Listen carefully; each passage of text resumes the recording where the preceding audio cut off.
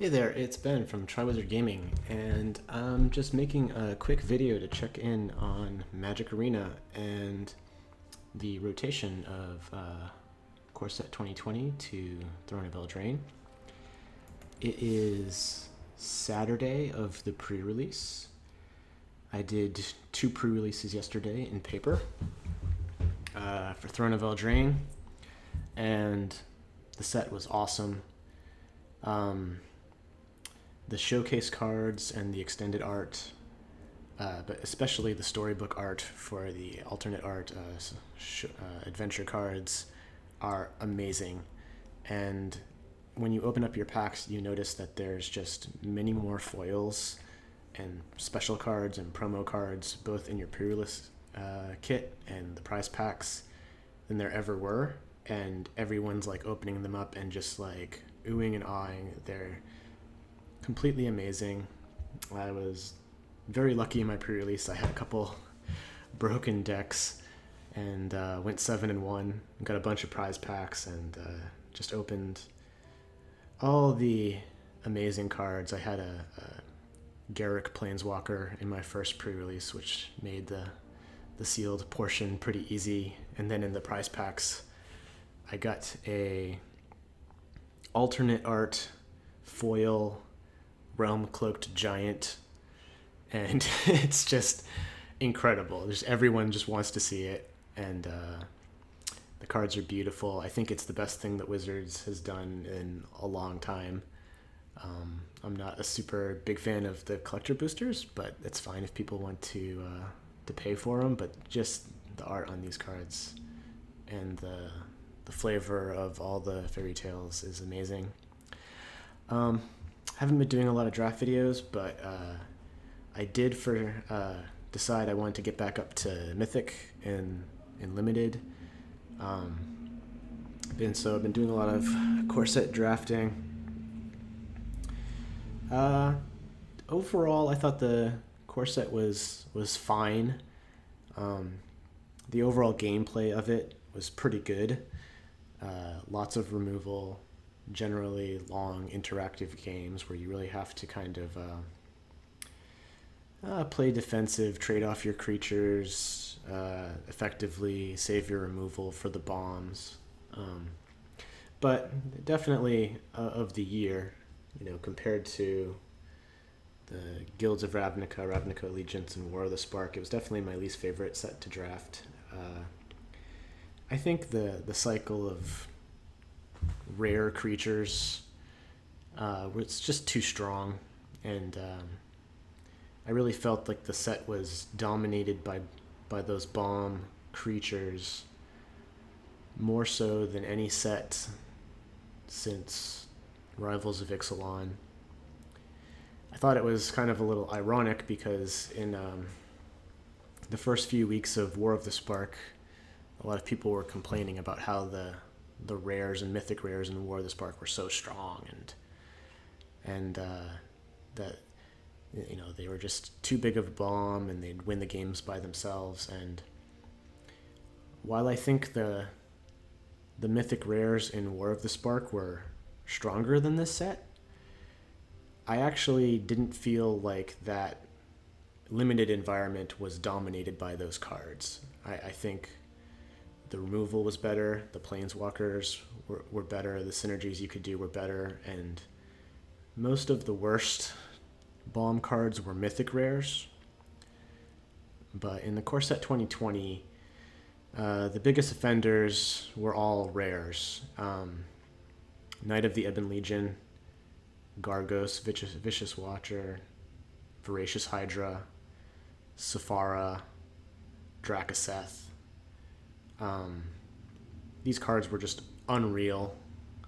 Dread Presence was pretty bad. At least that one you could kill with most removal spells. But the other cards were just so big, so hard to actually deal with effectively. You can hold your removal for them, but like if you hold a Pacifism and they play Sephara, it doesn't really help. It still makes all their flyers indestructible. And if you try to use a murder on a Gargos, it'll still kill one of your creatures, you know, in response. It's just like so hard to answer those cards. So I had a more feel bads in this format than in a while, but after taking a share of bad beats, got up to Mythic, qualify for whatever that qualifies me for, and earned a bunch of packs. So just gonna have a quick video, open up the core set packs, and think about what we're gonna play in standard going forward. Built up enough packs and wildcards to craft a few decks. Now all my standard decks are illegal, they've all rotated. So maybe we can do a standard video or two with some of these new events, but let's just see what we get here. Core set, basically just looking to get a bunch of temples. The temples are going to be just key in any standard deck for the next few months.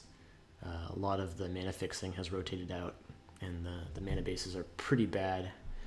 So while the temples weren't super important before, when you're playing shock lands and check lands, now you have to play temples, and it's really hard to play any type of deck that doesn't have access to the enemy color temples here. So let's see what we get.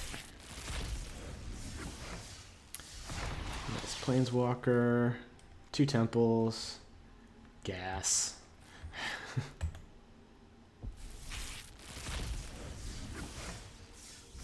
Alright, 2 more temples, a couple wild cards.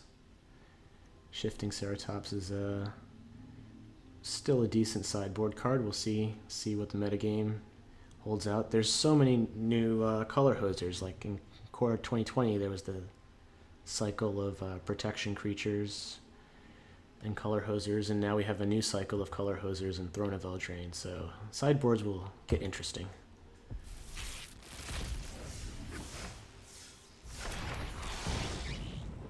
Okay. Triple ley line, no temples, but not bad.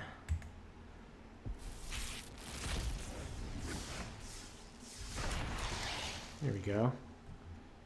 It's 5 temples, couple wolves. I really want to try out the blue-green flash deck, and there's like a wolf tribal deck people are brewing with, so I'm pretty happy to get my playset of Night Pack Ambushers.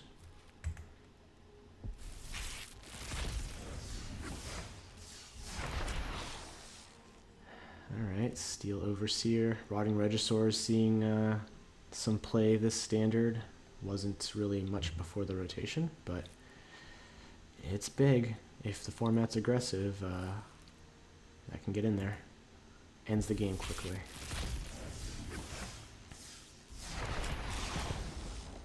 Okay. Vampires is rotating out, but who knows? Wizards likes to take these tribal decks and kind of seed them right before rotation. They don't like to give you a tribal deck that's like completely built and top tier right at the beginning of a rotation. They like to do it with, at the last set. So we'll look at the core set 2021, see if they give us some vampires, and if people can dust off those Sorin Planeswalkers and play some more Vampire Tribal.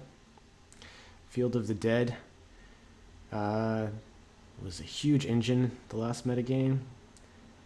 It seems like it could be in this metagame, but I think what's holding it back is going to be mana. It's going to be just hard to play any type of colorless lands in these mana bases. And of course Scapeshift rotated out, but we'll see if there's some sort of ramp deck that can just make an endless army of zombies. It's still very strong. There's no real way. A lot of the cards that hated on Field of the Dead are gone. Land destruction spells, and cards like Blood Sun. So, a few more left here. Temple. Nope. Chandra, can't complain. My bane of limited.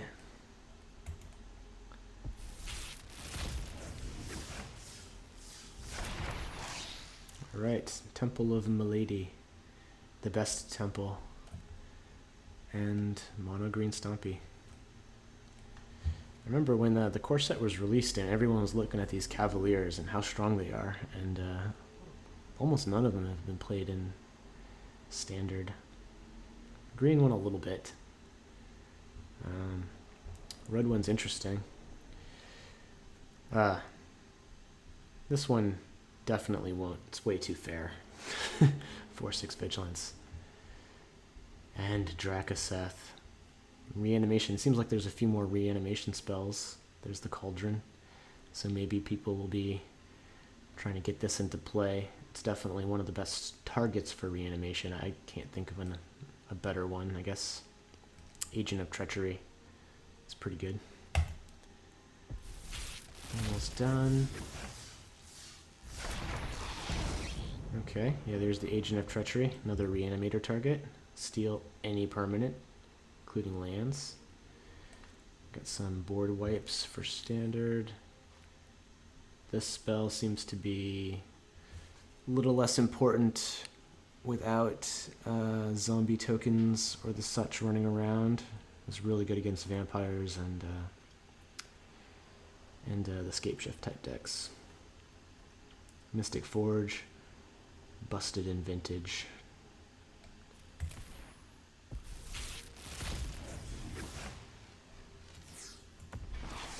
Grafdigger's Cage.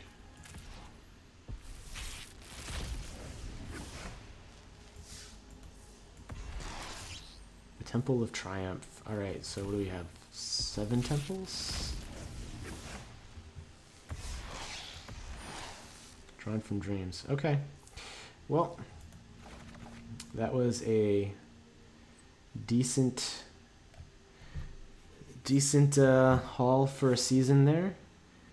Boost up that collection and have to figure out some new Standard decks and also figure out this this format. I'm not in any hurries. I'm going to do another pre-release and we'll be able to draft this on Arena.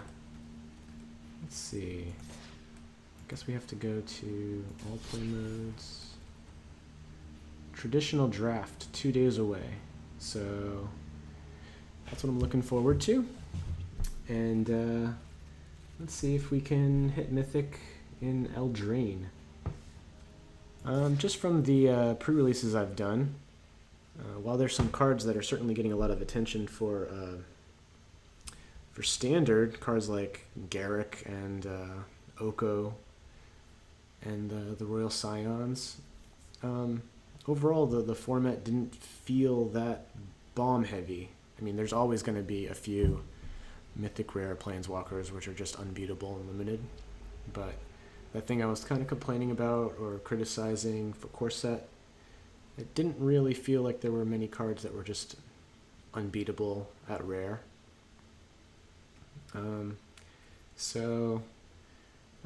Looks like it'll be pretty fun. Anyway, keep checking in for more videos in the future. I'm going to be posting a few articles, and see you next time. Thanks.